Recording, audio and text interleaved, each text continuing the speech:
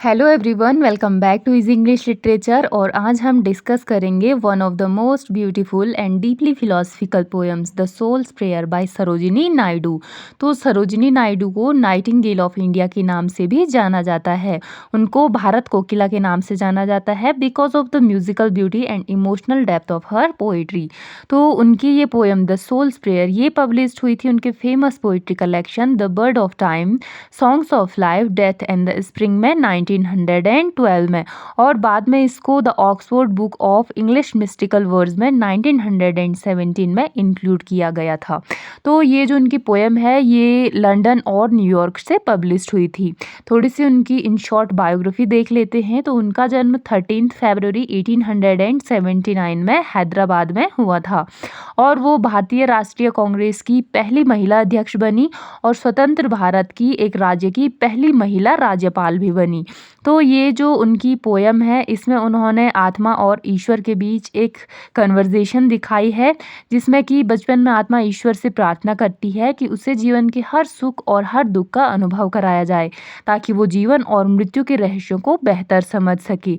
और ईश्वर उसकी प्रार्थना को स्वीकार करते हैं और साथ ही ये भी बताते हैं कि सच्चा ज्ञान केवल शांति, केवल सुख दुख दोनों का अनुभव करने के बाद ही प्राप्त होते हैं। तो ये जो पोयम है ये केवल एक प्रेयर नहीं है बल्कि ये आत्मा की एक स्पिरिचुअल जर्नी की स्टोरी है। तो बचपन में मनुष्य अक्सर ज्ञान चाहता है लेकिन उसे ये नहीं पता होता कि ज्ञान की कीमत है अनुभव। तो पोयम में आत्मा ईश्वर से केवल सुख नहीं मांगती है बल्कि दुख, संघर्ष, प्रेम, प्रसिद्धि, पीड़ा और मृत्यु के रहस्य को भी जानना चाहती है। तो ईश्वर उस आत्मा की प्रार्थना को स्वीकार करते हैं लेकिन बताते हैं कि जीवन में मिलने वाला हर सुख और दुख उसे अंततः इनर पीस तक पहुंचाएगा। और इस प्रकार ये कविता हमें सिखाती है कि जीवन की कठिनाइयाँ कभी भी हमें तोड़ने के लिए नहीं आती है बल्कि ये हमें और बेहतर बनाती है और ज़्यादा परिपक्व बनाती है। तो चलो अब लाइन बाय लाइन इस पोएम को एक्सप्लेन करते हैं और समझते हैं। फर्स्ट स्टेंजा में हमारी पोएट लिखती हैं, in childhood's pride I said to thee, O thou who madest me of thy breath, speak master and reveal to me thine most laws of life and death. तो first line में उन्होंने लिखा है, in childhood's pride I said to thee.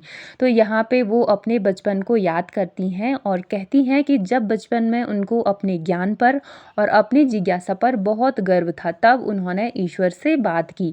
तो friends यहाँ पे childhoods pride का मतलब अहंकार से नहीं है बल्कि एक बच्चे के आत्मविश्वास और उसकी मासूम जिज्ञासा से है, जिस बच्चे को लगता है कि सब कुछ जाना जा सकता है। और दी यहाँ पे एक ओल्ड इंग्लिश का वर्ड है जिसका मतलब होता है आपसे।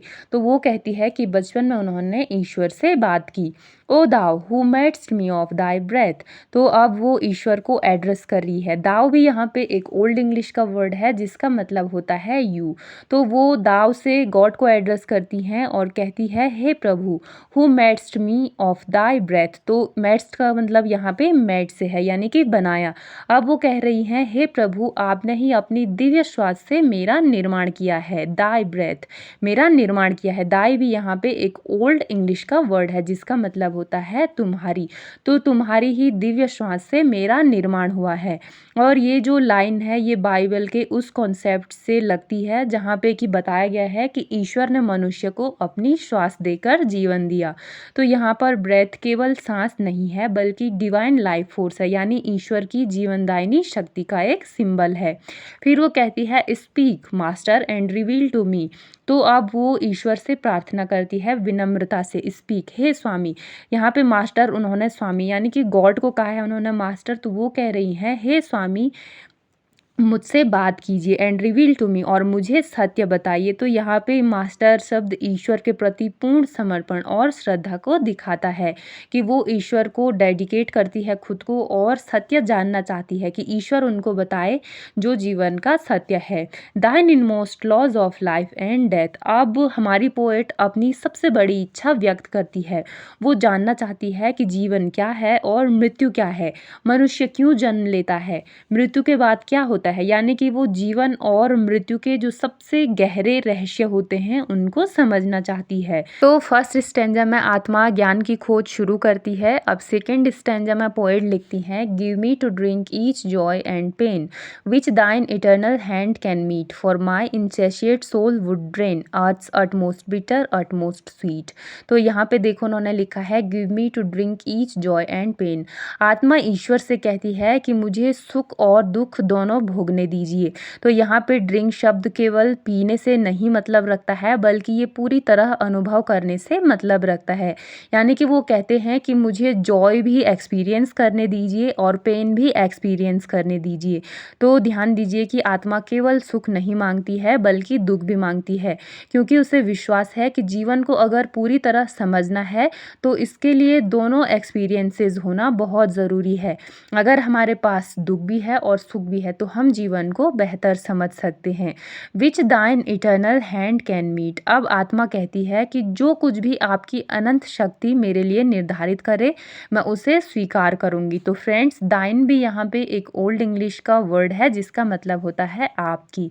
तो अब वो आत्मा कहती है कि आप मेरे लिए जो भी निर्णय करोगे, जो भी मुझे दोगे, मैं उसको स्वीकार करूंगी। तो यहाँ पे इटर्नल हैंड ईश्वर की अनंत शक्ति और न्याय का सिंबल है, और मीट का अर्थ होता है बांटना या प्रदान करना, यानी कि ईश्वर जो भी दे तो वो आत्मा उसको स्वीकार करेगी ताकि वो सीख सके और जीवन को समझ सके। और माई इनसैशिएट सोल वुड ड्रेन। तो अब आत्मा कहती है कि मेरी आत्मा की ज्ञान पाने की प्यास कभी भी नहीं बुझती है। तो इनसैशिएट सोल का मतलब एक ऐसी आत्मा से है जिसकी जिज्ञासा और ज्ञान पाने की भूख कभी भी समाप्त नहीं होती है। Earth's utmost bitter utmost sweet. तो फ्रेंड्स, अटमोस्ट बिटर का मतलब होता है सबसे कड़वा और अटमोस्ट स्वीट का मतलब होता है सबसे मधुर। तो आत्मा कहती है कि मैं इस संसार के सबसे कड़वे और सबसे मधुर अनुभवों को भी पूरी तरह जीना चाहती हूँ। तो यहाँ पे बिटर दुख, असफलता और पीड़ा का सिंबल है, जबकि स्वीट सुख, प्रेम, सफलता और आनंद का सिंबल है। तो फ्रेंड्स, ज्ञान केवल किताबों से नहीं मिलता है बल्कि जीवन के सबसे बड़े शिक्षक हमारे अपने अनुभव होते हैं। थर्ड स्टैंजा में पोएट लिखती है, spare me no bliss no pang of strife, withhold no gift or grief I crave, the intricate lore of love and life and mystic knowledge of the grave.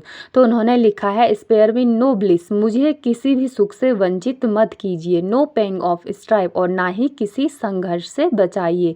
तो friends, यहाँ पे आत्मा एक आसान जीवन नहीं जीना चाहती है बल्कि वो हर प्रकार के एक्सपीरियंसेस चाहती है ताकि वो जीवन को बेहतर समझ सके। Withhold no gift or grief I crave. अब आत्मा ईश्वर से कहती है कि जो भी उपहार या दुख मेरे लिए आवश्यक है उनको मुझ तक आने से मत रोकिए।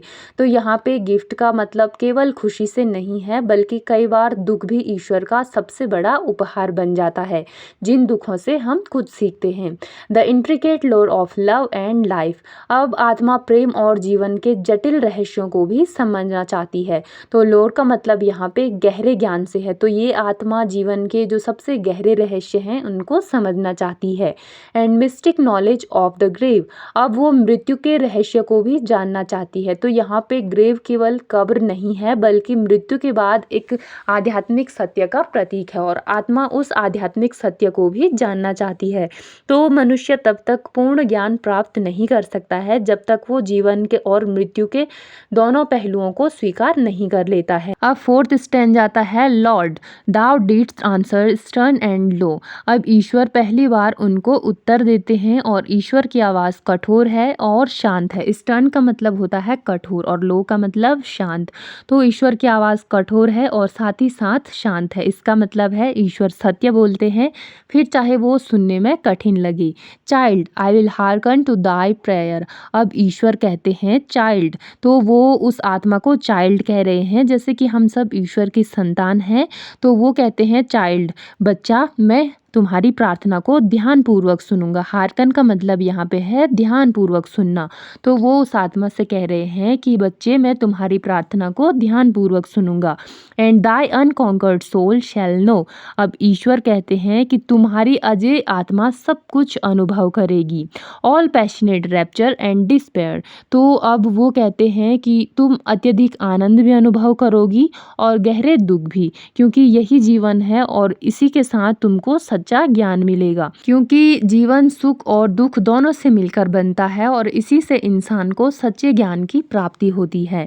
फिफ्थ स्टैंजा में पोएट लिखती हैं, thou shall drink deep of joy and fame. ईश्वर कहते हैं तुम्हें खुशी भी मिलेगी, यश भी मिलेगी और प्रसिद्धि भी मिलेगी। And love shall burn thee like a fire. लेकिन प्रेम हमेशा आसान नहीं होगा, कभी कभी प्रेम भी आग की तरह जलाता है और यहाँ पर आग दर्द और परिवर्तन दोनों का सिंबल है। And pain shall cleanse thee like a flame. अब ये पोएम की सबसे इम्पोर्टेंट लाइन्स में से एक है। तो ईश्वर कहते हैं कि दुख तुम्हें शुद्ध करेगा, जैसे आग सोने की अशुद्धियाँ दूर कर देती हैं, सोने को शुद्ध बना देती हैं, वैसे ही कठिनाइयाँ हमारे चरित्र को बेहतर बनाती है। To purge the dross from thy desire. तो ड्रॉस का मतलब यहाँ पे है अशुद्धियों से। तो ईश्वर कहते हैं कि दुख तुम्हारे भीतर के लालच, अहंकार और स्वार्थ को दूर कर देगा, यानी कि तुम्हारी अशुद्धियों को दूर करके तुम्हें शुद्ध बना देगा। तो ईश्वर कभी कभी दुख इसलिए देते हैं ताकि हमारा व्यक्तित्व और हमारी आत्मा और अधिक पवित्र बन सके। अब सिक्स्थ स्टैंजा आता है, सो शैल दाई चेजेंट स्पिरिट यर्न। तो अब ईश्वर कहते हैं कि इतने अनुभवों के बाद आत्मा विनम्र हो जाएगी, अब वो केवल बाहरी सुख नहीं खोजेगी। To seek from its blind prayer release. अब आत्मा समझ आएगी कि उसकी बचपन की प्रार्थना अधूरी थी, वो केवल अनुभव मांग रही थी और अब वो केवल शांति चाहती है। And spend and pedants you to learn. अब जीवन की यात्रा पूरी करने के बाद आत्मा क्षमा प्राप्त करेगी, वो क्षमा मांगेगी जिसको भी उसने दुखी किया है। The simple secret of my peace. अब ईश्वर कहते हैं कि वो उसे सबसे बड़ा रहस्य बताएंगे, सच्ची शांति। ये शांति बाहर नहीं होती है बल्कि ये हमारे भीतर होती है।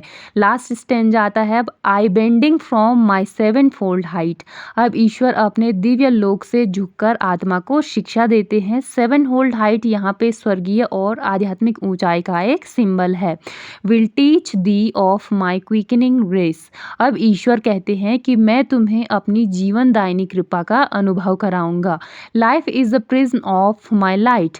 अब ये पोएम की सबसे सुंदर लाइन्स में से एक है। यहाँ पे जीवन एक प्रिज्म की तरह है, जैसे एक प्रिज्म सफ़ेद प्रकाश को कई रंगों में विभाजित कर देता है, यानी कि बांट देता है, वैसे ही ईश्वर का एक सत्य जीवन में अनेक अनुभवों, सुख दुख, प्रेम, पीड़ा, सफलता और असफलता के रूप में दिखाई देता है।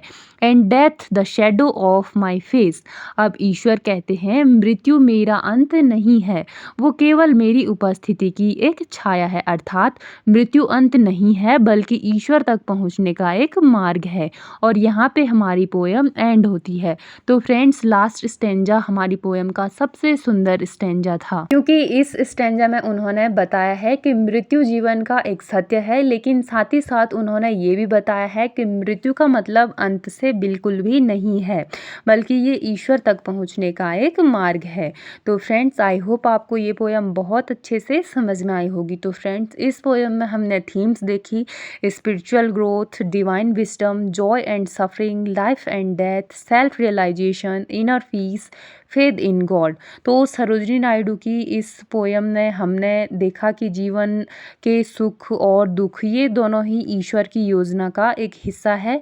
दुख हमें तोड़ने के लिए नहीं आता है, बल्कि ये हमें शुद्ध, परिपक्व और आध्यात्मिक रूप से मजबूत बनाने के लिए आता है।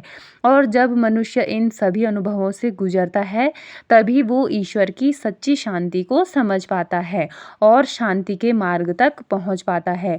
So friends, the soul's prayer is much more than a prayer. It is a journey of the human soul from curiosity to wisdom, from pride to humility, and from worldly desire to divine peace. Naidu beautifully reminds us that every joy, every sorrow, every success, and every failure has a purpose. They all shape our soul and lead us closer to God. The greatest lesson of this poem is that true peace is not found by avoiding suffering, but by growing through it with faith and courage.